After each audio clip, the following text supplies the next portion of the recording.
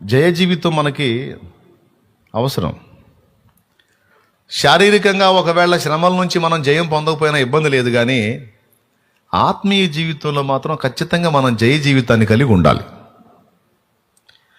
ఇప్పుడు శారీరకంగా అప్పులతో ఉన్నా, రోగాలతో ఉన్నా, సమస్యలతో ఉన్నా, ఇరుకులతో ఉన్నా, ఇబ్బందులతో ఉన్నా, కష్టాలతో ఉన్నా, కన్నీళ్లతో ఉన్నా, నిందలతో ఉన్నా, అవమానాలతో ఉన్నా అస్సలు మనకి అది నష్టం కాదు. ఏదో భూమి మీద ఉన్నంత వరకు కొంచెం కలత, వాళ్ళని వీళ్ళని చూసినప్పుడు వాళ్ళు ఫ్రీగా ఉన్నారు, వీళ్ళు ఫ్రీగా ఉన్నారు, నా బాధలు ఏందిరా నాయన ఇంకా ఒగదగట్లేదని కొంచెం మనసుకు కొంచెం ఇబ్బంది కలుగుతూ ఉంటుంది. కానీ అది దేవుని దృష్టిలో మాత్రం నష్టం కాదు, పెద్ద ఇబ్బంది ఏం కాదు. కానీ ఆత్మ సంబంధంగా మాత్రం మనం జయ జీవితం కానీ పొందకుండా, ఆత్మ సంబంధంగా మనం పడతా లెగుస్తా ఓటమికి గురై లోకంతో రాజీ పడ్డామంటే మాత్రం ఆ నష్టం మాత్రం తీవ్రమైంది. సో శరీర సంబంధమైన పోరాటాల్లో మనకు జయం రాకపోయినా ఇబ్బంది లేదు. అందరు చెప్పండి, శరీర సంబంధమైన పోరాటాల్లో మనకు జయము రాకపోయినా ఇబ్బంది లేదు. కానీ ఆత్మ సంబంధమైన పోరాటంలో ఖచ్చితంగా మనకు జయ జీవితం అవసరం. ఎందుకంటే ప్రకటన గ్రంథంలో ఇందాక మీరు చదివినటువంటి ఆ వచనాల దగ్గర 7 సంఘాలకు 7 సంఘ దూతలకు రాస్తూ ప్రతి సంఘంలోనూ జయించువానికి నా దేవుని పరదైసులో ఉన్న జీవవృక్ష ఫలములు భుజింపనిత్తును అంటాడు. మరో సంఘానికి అంటాడు, జయించిన వానిని నా దేవుని మందిరములో ఒక స్తంభముగా చేస్తానంటాడు. మరో సంఘంతో అంటాడు, జయించు వానికి క్రొత్త పేరు ఇస్తాను, ఒక రాతిని ఇస్తాను, దాని మీద చెక్కబడిన క్రొత్త పేరు ఉంటుంది. మరో సంఘానికి అంటాడు, జయించు వానికి నేను సింహాసనమందు జయించి కూర్చున్న ప్రకారం జయించు వానిని నా సింహాసనంలో నేను కూర్చోబెట్టుకుంటాను. అంటే 7 సందర్భాల్లో కూడా మనం జయించాలి, జయిస్తేనే బహుమానం, జయిస్తేనే జీవఫలం, జయిస్తేనే సింహాసనం, జయిస్తేనే ఆలయంలో స్తంభం అని జయం పొందాలి, జయం అని మాట్లాడాడు. మీకు తెలుసా? చదివి ఉంటారు మీరు మస్తు సార్లు, ప్రసంగాల్లో కూడా వినుంటారు. అంటే ఇప్పుడు ఇక్కడ జయించువానికి ఇలా ఇస్తాను, జయించువానికి ఇలా చేస్తాను, జయించువానికి అలా చేస్తానని వాగ్దానాలు చేశాడు కదా. ఇంతకు ఏం జయించాలి? మనం చాలామందిని పోరాడే అప్పుల్ని జయించాలా? అంటే మీరు అప్పులతో పోరాడుతున్నారు, అప్పుల్లో జయంగా మీరు పొందగలిగితే మీకు జీవవృక్ష ఫలాలు తిననిస్తానని అన్నాడా? రోగాలతో మీరు చాలా పోరాడుతున్నారు, రోగాల్ని కానీ జయించి స్వస్థత కానీ పొందగలిగితే మిమ్మల్ని సింహాసనం మీద కూర్చోబెడతానన్నాడా? శారీరకంగా మనం ఎదుర్కొనే పోరాటాలు అయ్యాక నిందలతో పోరాడుతున్నారు మీరు, ఆ నిందలను కానీ జయించినట్లయితే మీకు తెల్లని రాతినిత్తును, క్రొత్త పేరిస్తాను అన్నాడా? మరి ఏ విషయంలో జయాన్ని ఆశిస్తున్నాడు దేవుడు? మనం అప్పులు తీర్చుకుంటే, మనం నిందల నుంచి విడుదల పొందితే, మన రోగాల నుంచి స్వస్థత పొందితే, శారీరకంగా మనం ఎదుర్కొంటున్నటువంటి కేసులు కానీ కోర్టు సమస్యలు కానీ ఎవరిని పరిష్కారమై వాటి నుంచి జయం పొందితే, కోర్టులో మన కేసు గెలిస్తే, అక్కడ జయం వస్తే దానికి దేవుడు మనల్ని ఆయన ఆలయంలో ఒక స్తంభంగా చేస్తానంటాడా? నో. అవన్నీ శరీర సంబంధమైన పోరాటాలు. ఆ పోరాటాల్లో మనం గెలిస్తే దేవుడు మనకు బహుమానం ఎందుకు ఇవ్వాలి? బిడ్డ కష్టపడి రాత్రి పగలు కష్టపడి అప్పులు తీర్చుకున్నాడు, ఎంత గొప్పోళ్ళో అని బహుమానం ఇవ్వాలా? నో, ఆ పోరాటాలకు సంబంధించి కాదు అక్కడ బహుమానాలు ప్రకటించింది. ఆ పోరాటం ఆత్మ సంబంధమైన పోరాటం. హల్లెలూయా, పెద్దగా చెప్పండి. ఏ పోరాటంలో గెలిస్తే మనకి జీవవృక్ష ఫలం? ఇంతకు ఆత్మ సంబంధమైన పోరాటాలు ఏంటి?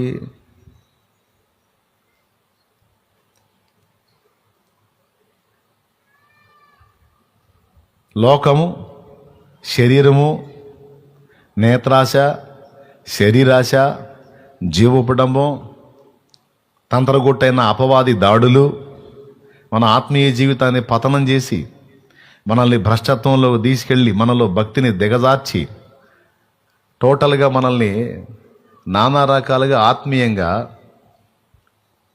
డ్యామేజ్ చేయడానికి, ఎఫెక్ట్ చేయడానికి దాడి జరుగుద్ది. అది నిరంతరం. తుది శ్వాస విడిచేంత వరకు ఈ ఫైటింగ్ తప్పనిసరి. బాగా వినండి, ఈ పోరాటం తప్పనిసరి. ఈ పోరాటంలో మన విశ్వాసాన్ని దెబ్బతీయటానికి, మన లక్ష్యాన్ని, మన పరుగుని, మన గురిని, మన భారాన్ని దెబ్బతీయటానికి,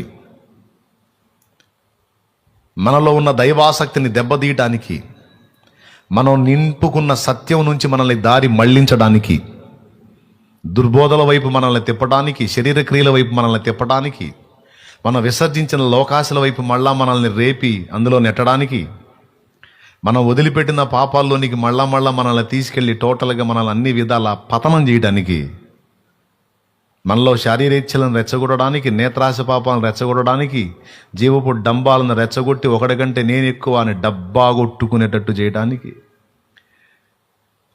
వృధాతిశయాలు మనలో రెచ్చగొట్టడానికి, క్రోధము, కక్షలు, భేదములు, విమతములు, అసూయలు, జారత్వములు, విగ్రహాలకు పెట్టి మొక్కకపోయినా గుండెల్లో విగ్రహాలను పెట్టుకొని వ్యక్తుల్ని, డబ్బుని, రకరకాల వాటిని విగ్రహాలుగా పెట్టుకొని దేవుడి కంటే వాటికి ఎక్కువ ప్రయారిటీ ఇస్తూ వాటికి సాష్టాంగ పడుతున్నటువంటి స్థితిలో అనేక మందిని లాక్కెళ్ళడానికి, అబ్బో ఎన్ని దాడులో. అసలు ఇరుకు మార్గంలో ప్రవేశించటమే ఒక పోరాటం అయితే, ఇరుకు మార్గంలోనికి ప్రవేశించిన తర్వాత మనం అనుకున్న గమ్యాన్ని చేరేంత వరకు మనకి మార్గ మధ్యలో నిరంతర పోరాటమే.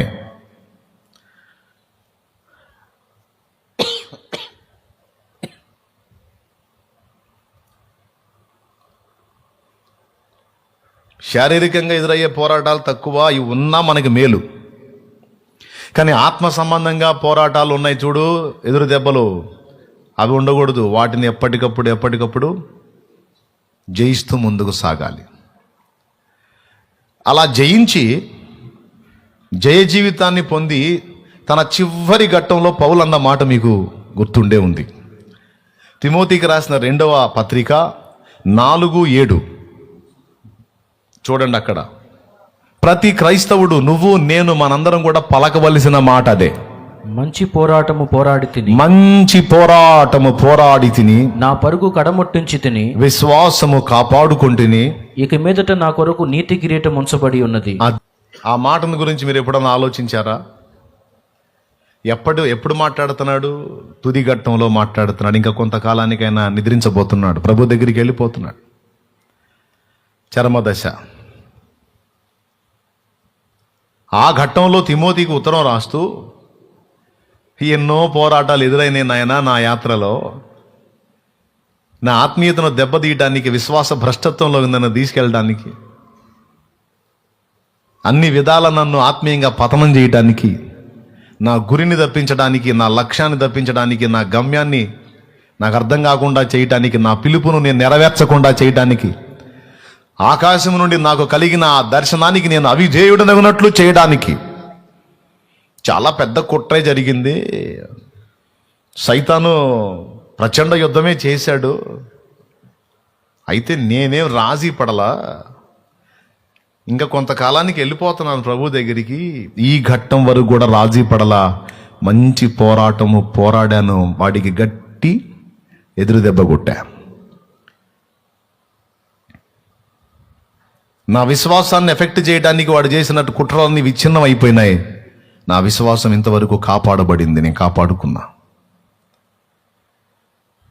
నేను ఏది పరిగెత్తాలని అనుకున్నానో, ఏది పొందాలని పరుగు మొదలుపెట్టానో దాన్ని రీచ్ అయ్యా. ఎంత నిశ్చయంగా చెప్తున్నాడో చూడు.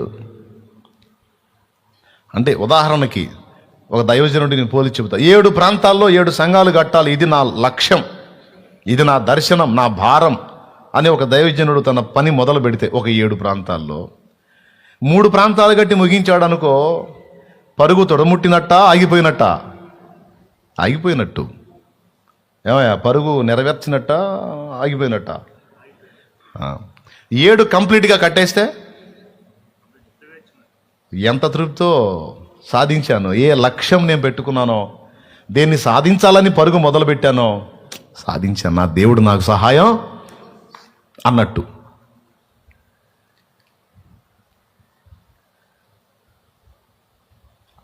సంఘాల మీద పోల్చి చెప్పా, సంఘాలు ఒక్కటే మన లక్ష్యం కారాదు, నశించిపోతున్న ఆత్మల రక్షణ కార్యం ఒక్కటే మన లక్ష్యం కారాదు.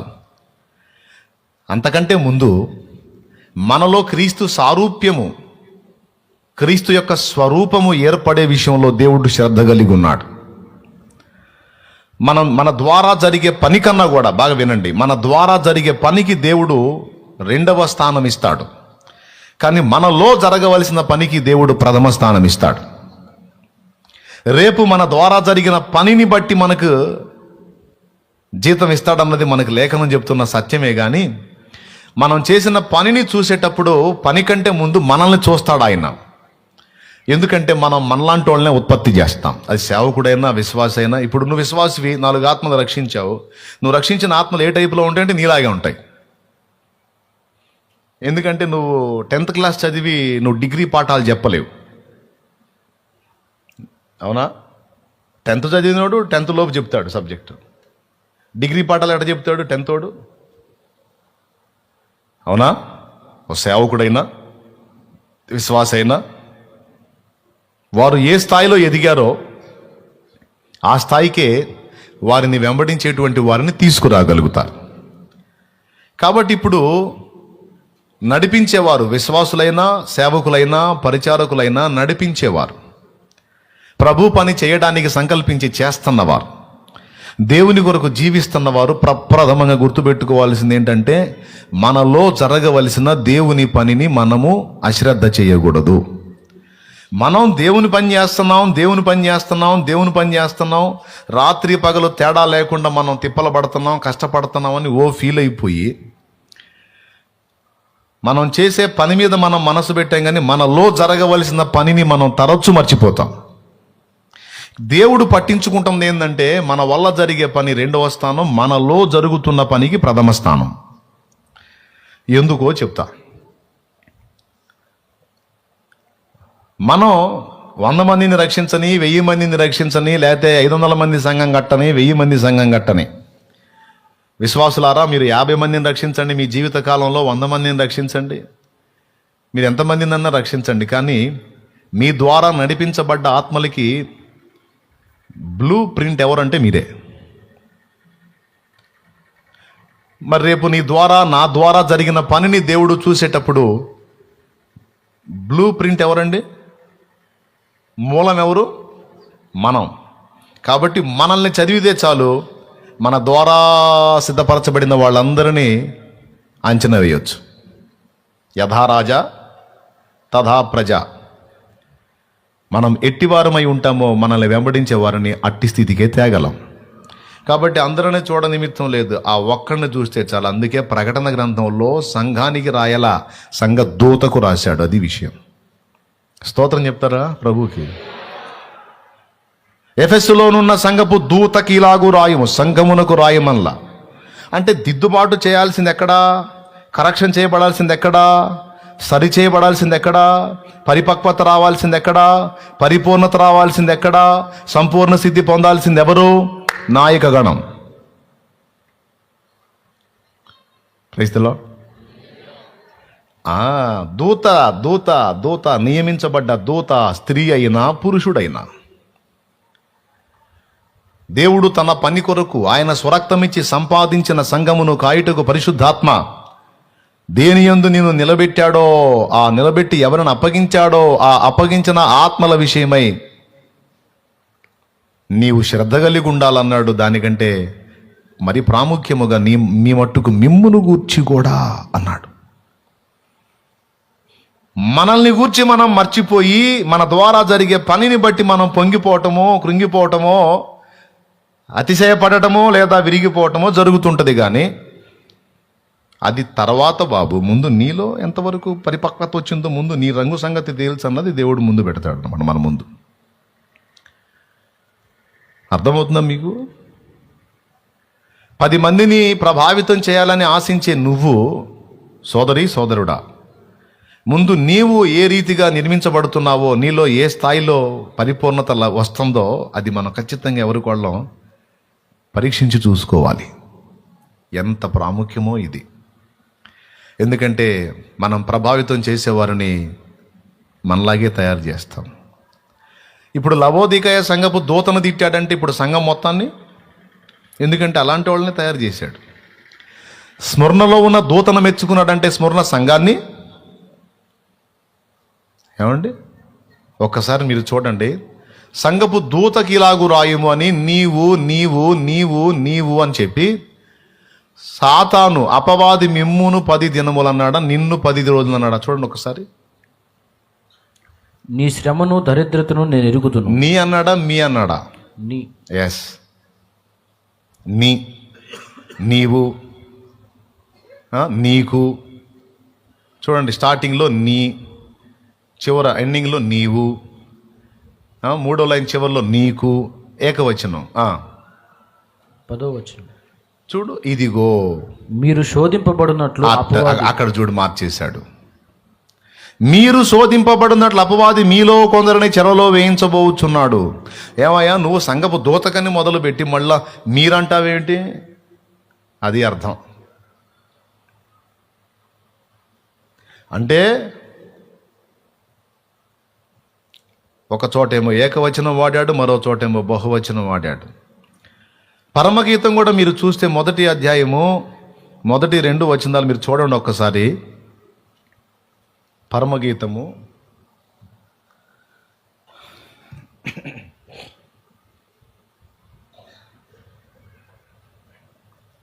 నన్ను ఆకర్షించుము, మేము నీ వద్దకు పరిగెత్తి వచ్చేది. ఆగక్కడ 4వ వచనం చదివాడు. నన్ను ఆకర్షించుము, మేము నీ వద్దకు పరిగెత్తి వచ్చేదము. నన్ను, ఇప్పుడు నన్ను ఆకర్షించు, నేను నీ వద్దకు పరిగెత్తుతాను అనాలి. కానీ అక్కడ చూడు, నన్ను ఆకర్షించు, మేము నీ వద్దకు పరిగెత్తుతాం. దానిలోని ఆంతర్యం ఏంటి? సంఘము ఒక వ్యక్తి అయినట్టు మాట్లాడుతున్నాడు, మళ్ళా సంఘం ఒక సమూహమైనట్లు రైట్. తండ్రి సన్నిధి సహవాసం ఒక వ్యక్తి, ఎవడరా వాడు? షాలేం రాజు.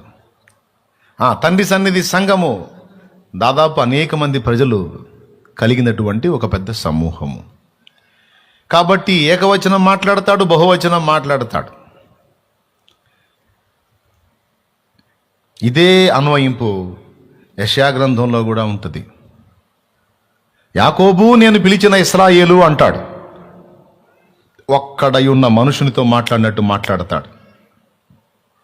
కింది చూస్తేనేమో మిమ్మును మిమ్మును మిమ్మును అంటాడు. అంటే యాకోబు ఒకడే, కానీ ఆయన నుండి ఉత్పత్తి అయినటువంటి జనాంగం మొత్తానికి కలిపి యాకోబు అని పిలుస్తాడు, మళ్ళా మిమ్మును అంటాడు. అలాగే చెల్లి నువ్వు అని నీతో మాట్లాడతాడు, మళ్ళీ నీ ద్వారా ప్రభావితమైన వాళ్ళని గురించి మళ్ళీ మీరు అంటాడు.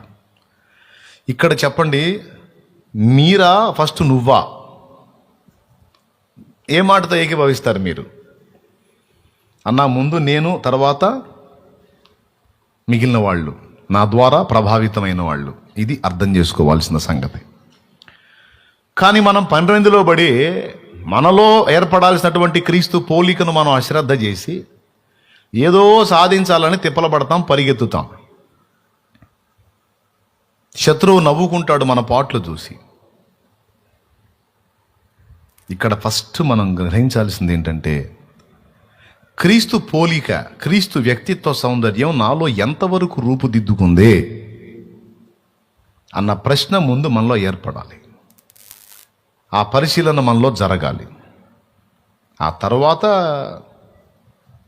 ఇక మిగిలిన పనికి ఆయన విలువనిస్తాడు. కానీ గమనించినట్లయితే చాలామంది తమ ఆత్మీయ స్థితిని పట్టించుకోవటల్లా. ఇది చాలా అభ్యంతరకరమైన విషయం.